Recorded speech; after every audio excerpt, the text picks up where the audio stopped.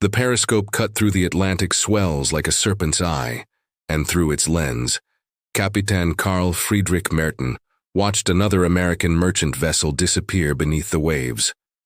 The date was March 15th, 1942, and the war had been raging for over 2 years.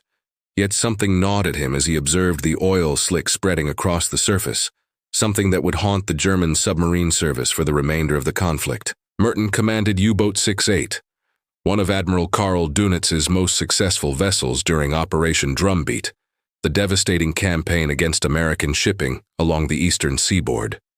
Since January, German submarines had been prowling these waters with unprecedented success, sending vessel after vessel to the ocean floor. The Americans, caught unprepared for unrestricted submarine warfare so close to their shores, had initially proven easy prey. Standing in the cramped confines of his submarine's control room, Merton studied the latest intelligence reports from Berlin. The numbers should have been cause for celebration. German U-boats had sunk over 3 million tons of Allied shipping in the first quarter of 1942 alone. Yet the veteran commander, who had earned his Knight's Cross in the North Atlantic, sensed something amiss in the strategic picture.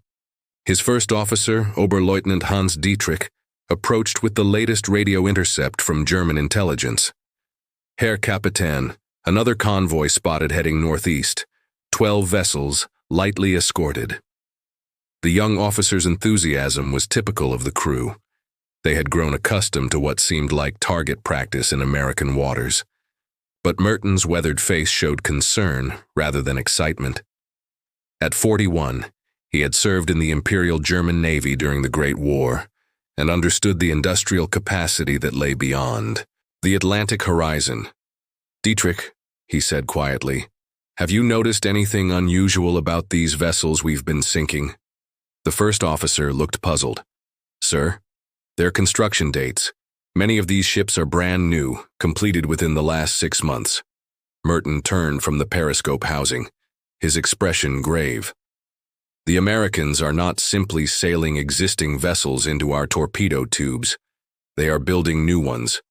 This observation, recorded in Merton's war diary and later captured by Allied forces, represented a crucial moment in the Battle of the Atlantic.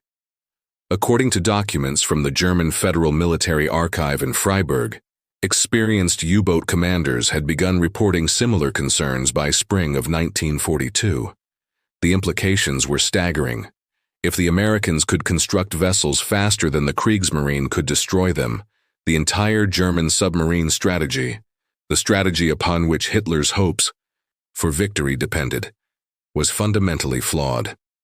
Merton had witnessed the devastating efficiency of American industrial production during his previous patrol, when he encountered a convoy of identical vessels that appeared to have rolled off an assembly line like automobiles.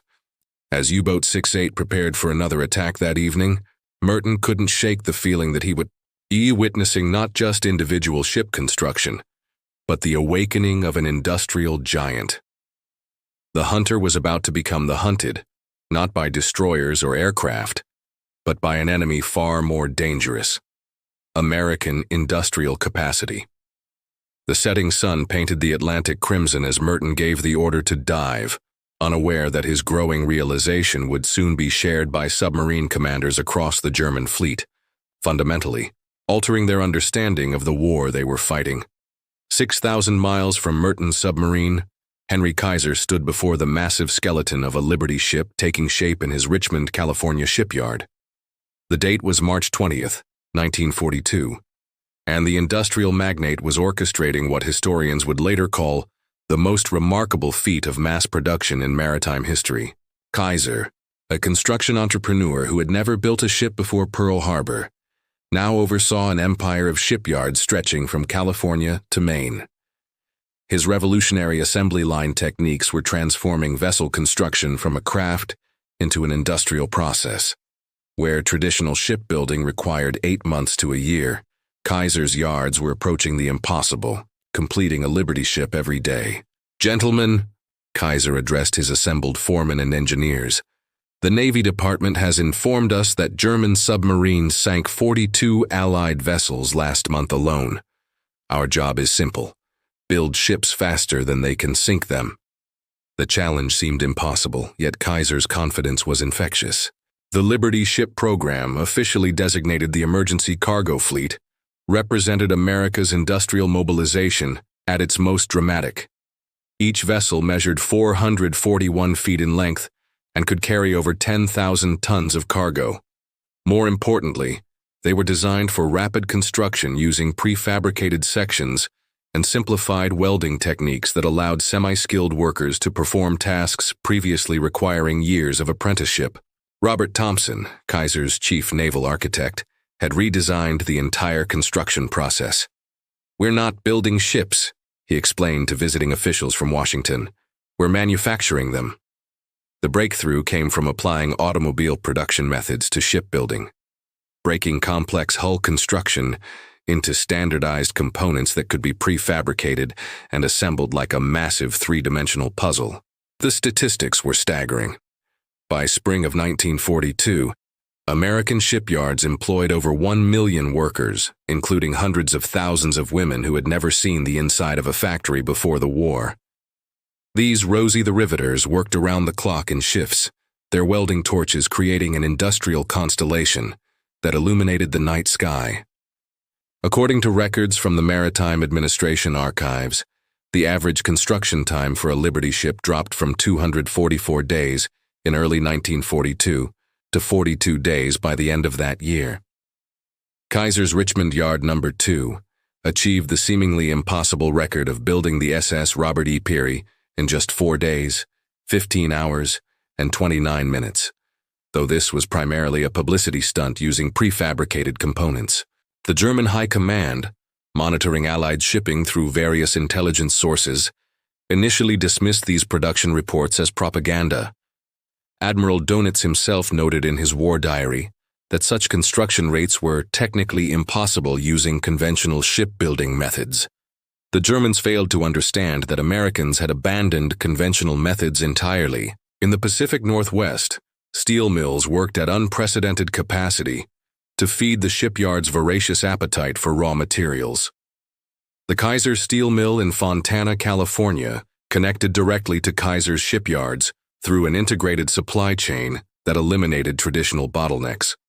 Raw ore entered the mill on Monday and emerged as completed ship sections by Friday. Meanwhile, across the Atlantic, Capitan Merton continued his patrol, unaware that his growing suspicions about American industrial capacity were understating the reality by orders of magnitude.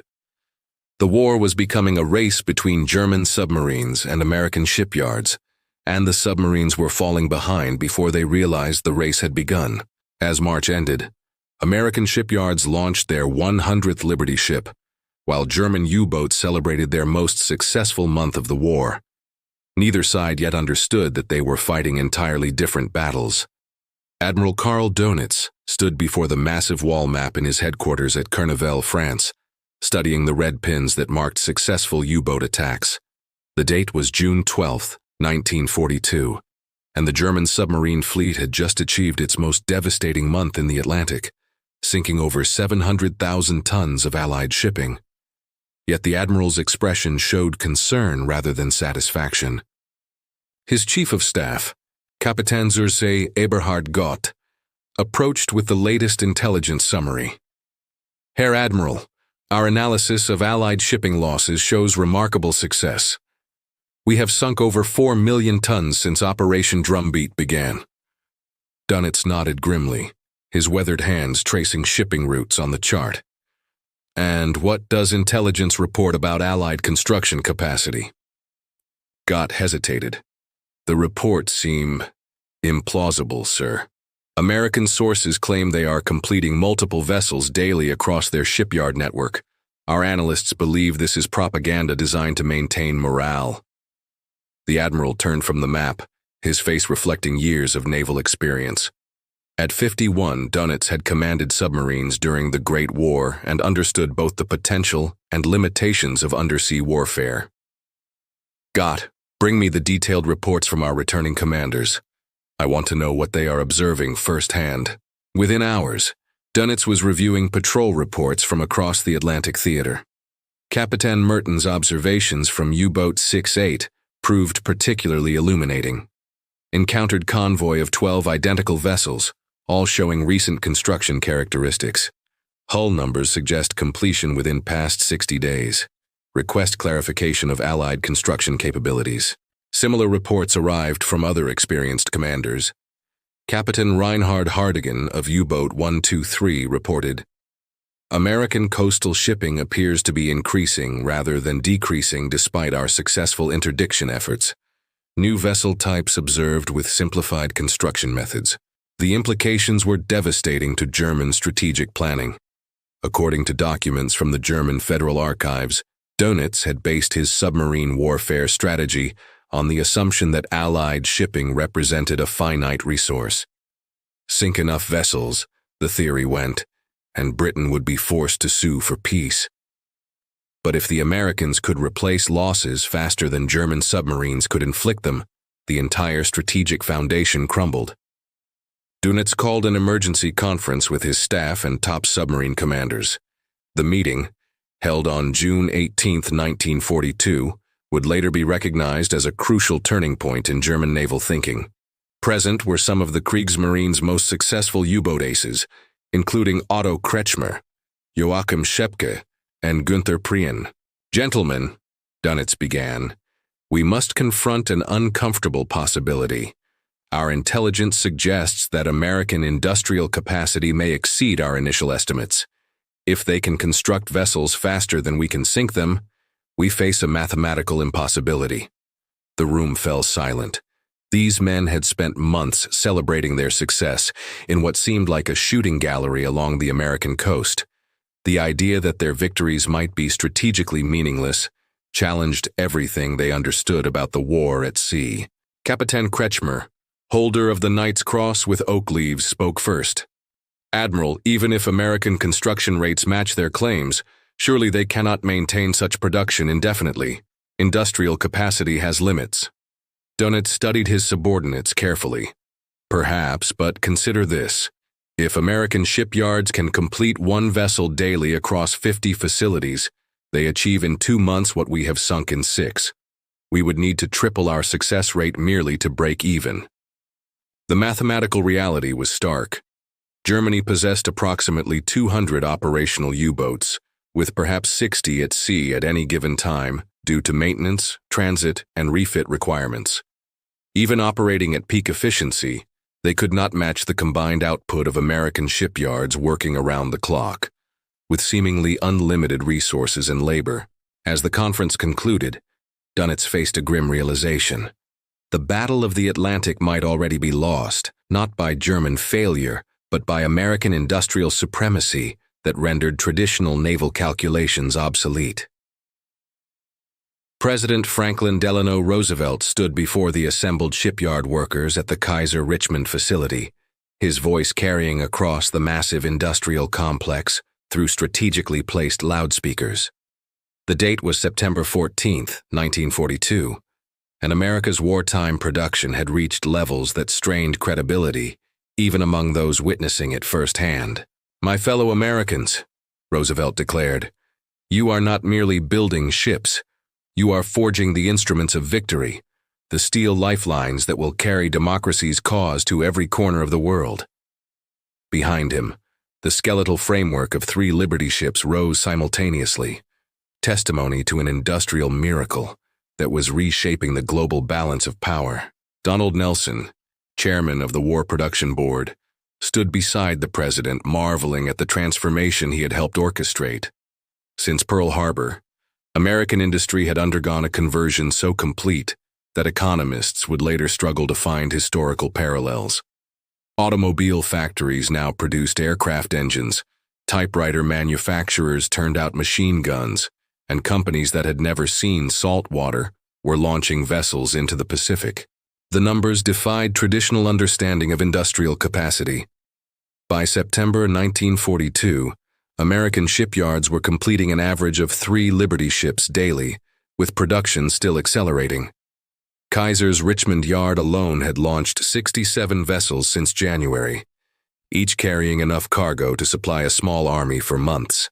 Henry Kaiser himself, now recognized as the miracle man of American wartime production, explained his methodology to visiting officials from Britain and the Soviet Union. "We eliminated the apprenticeship bottleneck," he noted, referring to traditional shipbuilding's reliance on skilled craftsmen. "By standardizing components and simplifying assembly techniques, we can train welders in weeks rather than years." The social transformation was equally remarkable. Women comprised nearly 30% of shipyard workers, performing tasks previously considered beyond their physical capabilities. African Americans found unprecedented opportunities in skilled positions, while workers migrated from across the nation to centers of production. According to records from the Department of Labor, the Richmond shipyards employed workers from 48 states and numerous foreign countries. Martha Williams, a former schoolteacher from Mississippi, exemplified this transformation. Now working as a welder on the night shift, she could complete hull sections that would have challenged experienced shipwrights before the war. "We work 12-hour shifts," she explained to a visiting journalist, "but knowing that our work keeps supply lines open to our boys overseas makes every hour worthwhile." The technological innovations were equally significant. Traditional riveting gave way to welding, reducing construction time while actually strengthening hull integrity. Prefabrication techniques allowed sections to be completed inland and transported to final assembly areas. Most revolutionary was the modular design approach. Rather than building each vessel as a unique creation, Liberty ships were assembled from standardized components manufactured across the country. By autumn of 1942, the economic statistics bordered on the fantastical. American gross national product had increased by 15% in a single year, despite millions of men entering military service. Factory employment reached record levels while agricultural production simultaneously increased to feed both American civilians and allied nations. The strategic implications were becoming clear to observers on both sides of the Atlantic. German intelligence reports, intercepted and decoded by Allied cryptographers, showed growing alarm among Nazi leadership about American productive capacity. One report noted, "American industrial mobilization exceeds all previous estimates. Current production rates, if sustained, will render submarine interdiction strategically insignificant." Meanwhile, in the Atlantic, German U-boat commanders continued their deadly work, unaware that their tactical successes were being overwhelmed by an industrial tsunami. Each vessel they sank was being replaced by 3 new ones. Each torpedo they fired represented irreplaceable resources, while American factories produced replacement equipment faster than it could be consumed. As Roosevelt concluded his speech and the shipyard whistle announced the shift change, the fundamental nature of the war was becoming clear. This would be decided not by brilliant tactics or superior courage, but by industrial mathematics on a scale never before attempted in human history. Captain Carl Friedrich Merton stood in the wardroom of U-boat 68, studying the latest intelligence reports with growing unease. The date was November 23, 1942, and what he read challenged every assumption about the war's progression. His submarine had just completed its most successful patrol, sinking 7 Allied vessels totaling over 40,000 tons. Yet the intelligence summary suggested this remarkable tactical achievement might be strategically meaningless. His first officer, Oberleutnant Dietrich, entered with the evening's decoded messages from headquarters. "Herr Kapitän, Admiral Dönitz requests updated assessments from all patrol commanders regarding Allied shipping replacement rates."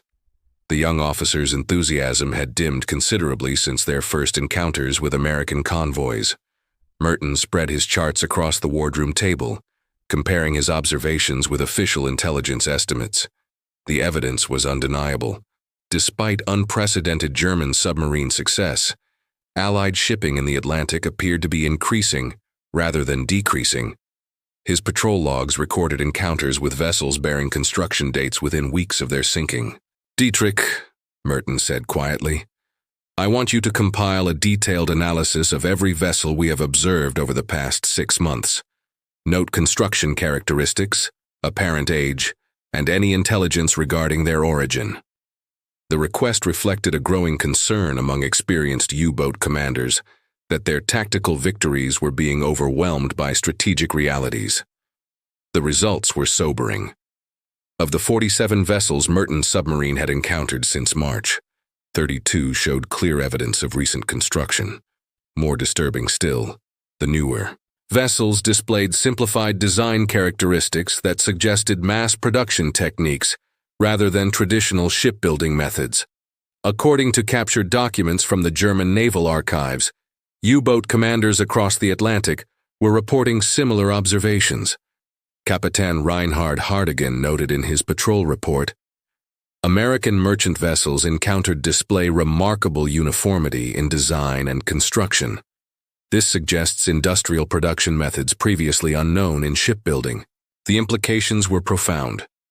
German submarine doctrine, developed during the Great War and refined through years of preparation, assumed that Allied shipping represented a finite resource that could be depleted through sustained attack.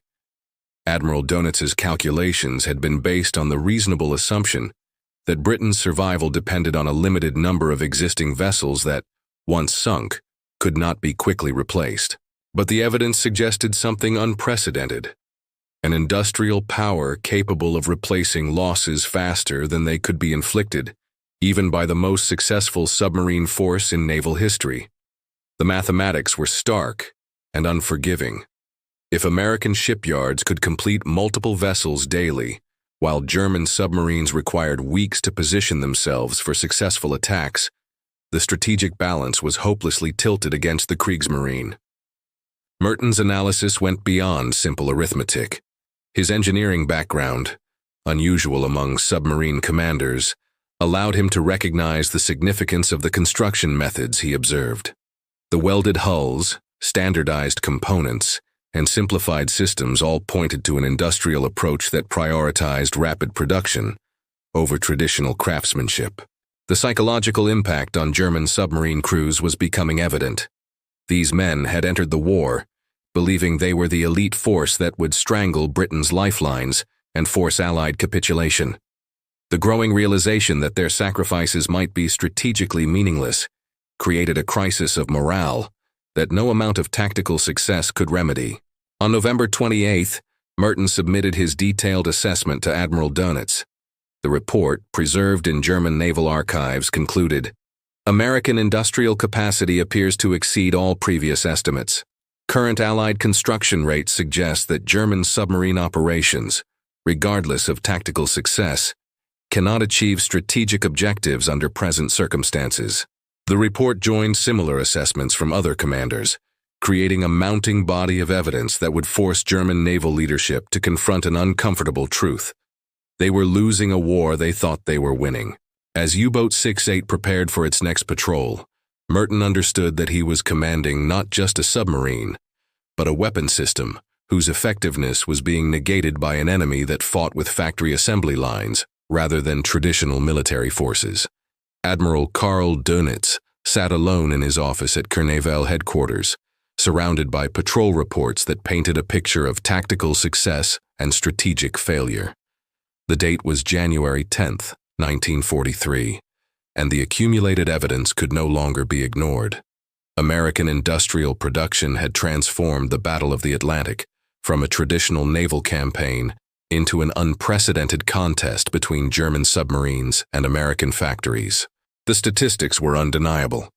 His staff had compiled comprehensive data showing that during 1942, German U-boats had sunk over 8 million tons of Allied shipping, a remarkable achievement that should have brought Britain to its knees. Instead, Allied shipping capacity had actually increased during the same period, as American shipyards launched over 8.2 million tons of new vessels. Captain Zurzi Gott entered with the latest production intelligence from German agents in neutral countries. Admiral, our sources in Sweden confirm American claims about their shipbuilding program.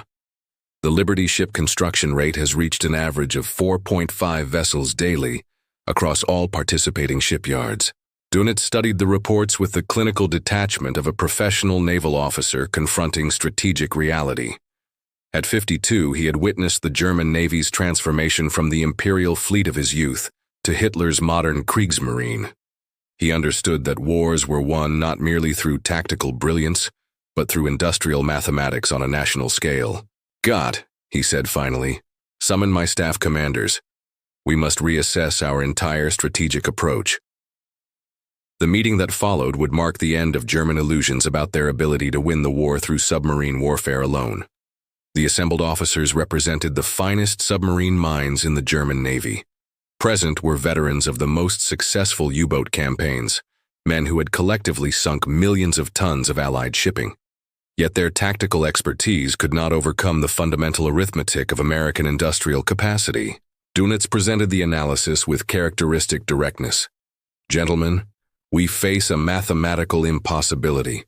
To achieve our strategic objectives, we would need to sink Allied vessels faster than they can be replaced. Current intelligence indicates that American shipyards alone are producing vessels at twice our maximum interdiction rate." The silence in the room reflected the magnitude of this revelation. These officers had devoted their careers to perfecting the art of submarine warfare, believing they possessed the weapon that would decide the war's outcome. The realization that their expertise might be strategically irrelevant challenged their fundamental understanding of naval conflict. Korvettenkapitän Otto Kretschmer, one of Germany's most successful submarine commanders, spoke first. "Admiral, surely American production cannot be sustained indefinitely. Industrial mobilization on this scale must strain their resources beyond the breaking point." Dönitz had anticipated this response. "Perhaps, but consider the timeline. Our intelligence suggests American production will peak in 1944, by which time they will have launched over 1,500 Liberty ships alone. Even if production subsequently declines, the accumulated shipping capacity will far exceed our ability to reduce it through submarine action." The strategic implications extended beyond simple tonnage calculations. Each Liberty ship could carry 10,000 tons of cargo, enough to supply an entire division for months.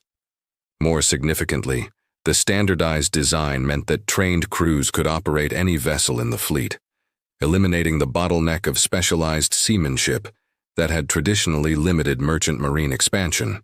According to documents from the German Federal Military Archives, this January conference marked the beginning of a fundamental shift in German naval strategy. Unable to prevent Allied supply lines from functioning, the Kriegsmarine would be forced to adopt increasingly desperate measures, including the deployment of new submarine technologies that came too late to affect the war's outcome. The psychological impact on German submarine crews was equally significant. Men who had entered the war as elite hunters found themselves increasingly hunted, as Allied anti-submarine capabilities improved, while their own effectiveness declined relative to enemy production capacity.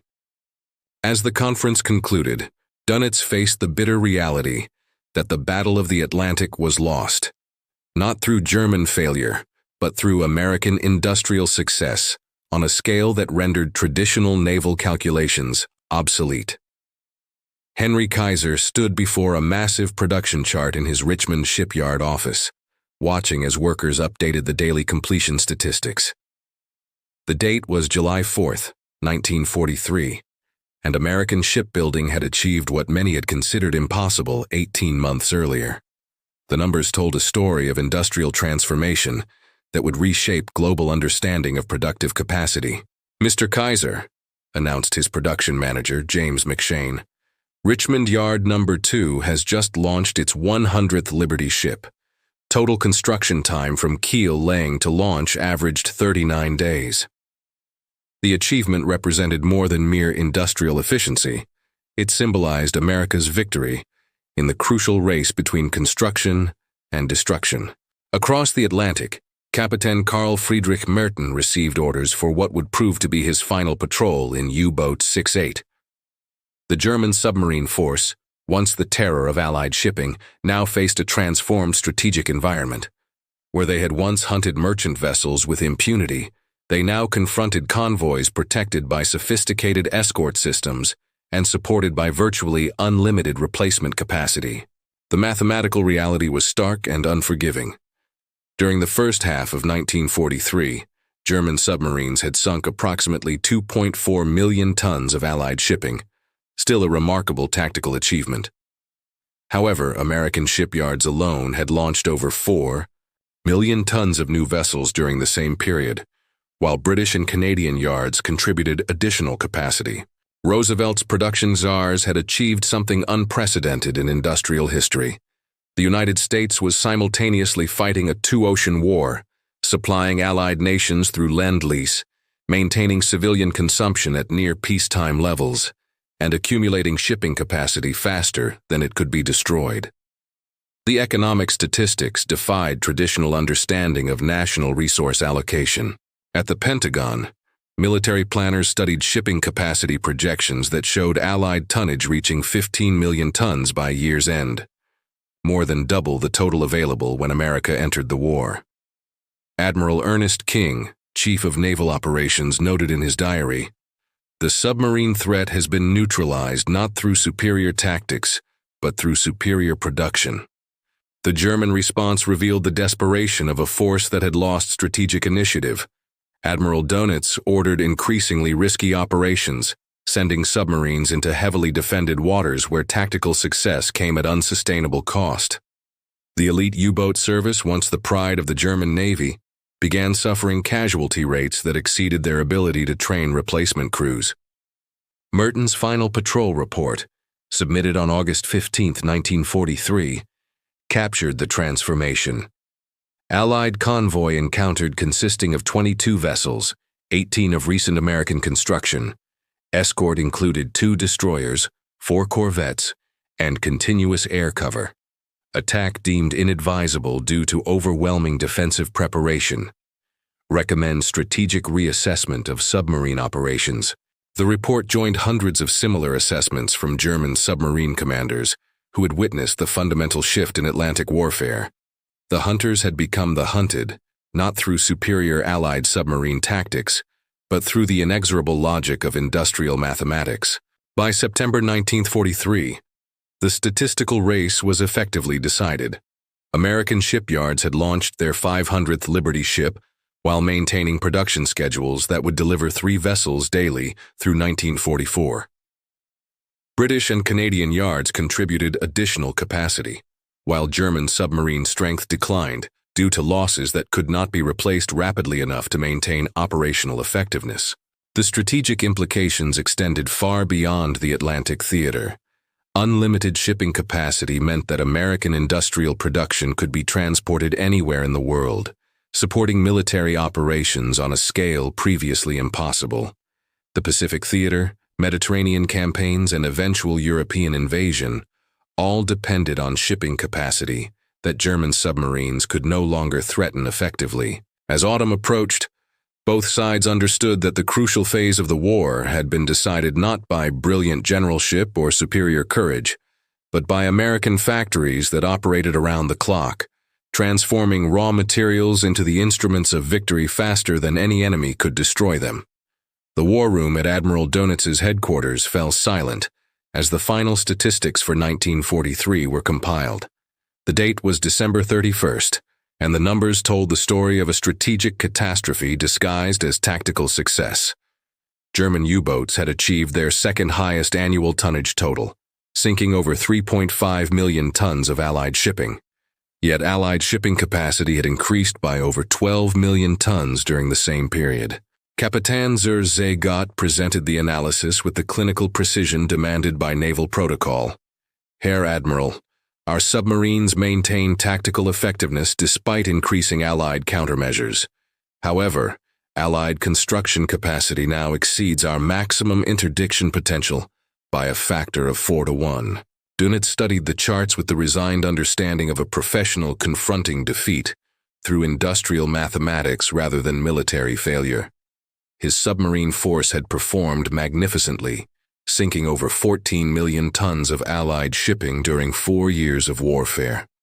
Under any previous historical circumstances, such achievements would have guaranteed strategic victory, but this war was being fought under unprecedented conditions.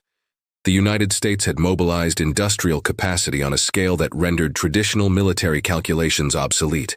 American shipyards were completing Liberty ships faster than German factories could produce the torpedoes needed to sink them. The human cost of this industrial race was staggering on both sides. German submarine crews faced casualty rates approaching 70%, while American shipyard workers labored in dangerous conditions at unprecedented pace. Yet the mathematical outcome was no longer in doubt. American productive capacity had achieved strategic dominance that could not be overcome through tactical excellence alone. Across the Atlantic, Henry Kaiser reviewed his own year-end statistics with quiet satisfaction. American shipyards had launched over 19 million tons of merchant shipping during 1943, while maintaining production schedules that would deliver even higher totals in 1944. The Liberty Ship program alone had produced over 1,400 vessels, each carrying enough supplies to sustain military operations for months. President Roosevelt, addressing Congress on January 6, 1944, summarized the achievement. American workers have forged the instruments of victory in shipyards that operate around the clock. We are building ships faster than any enemy can sink them, carrying democracy's cause to every theater of war. The strategic implications were profound and irreversible. Unlimited shipping capacity meant that American military operations could be sustained at any distance from home territory. The Pacific Island hopping campaign, Mediterranean theater, and planned invasion of Europe all depended on shipping capacity that had been secured through industrial rather than military means. For Captain Merton, now serving as an instructor at the German submarine school, the war's outcome had become clear months earlier. His final patrol report, preserved in German naval archives, concluded, "Enemy shipping capacity now exceeds our ability to interdict regardless of tactical success. Strategic objectives cannot be achieved through submarine warfare under present circumstances." The Battle of the Atlantic was effectively decided by December 1943, though fighting would continue for another year. German submarines would sink additional tonnage, but never enough to offset American production. The strategic race between construction and destruction had been won by American factories operating at capacity levels that historians would later struggle to explain. As 1944 began, both sides understood that the most crucial phase of the war had been determined not by military genius or superior technology, but by the unprecedented mobilization of American industrial capacity. The arsenal of democracy had proven more powerful than any weapon system yet devised. The final irony was mathematical. German submarines had achieved tactical success beyond their most optimistic pre-war projections, yet suffered strategic defeat through enemy productive capacity that exceeded all previous historical experience. In the end, the war was won not by those who could fight most effectively, but by those who could build fastest.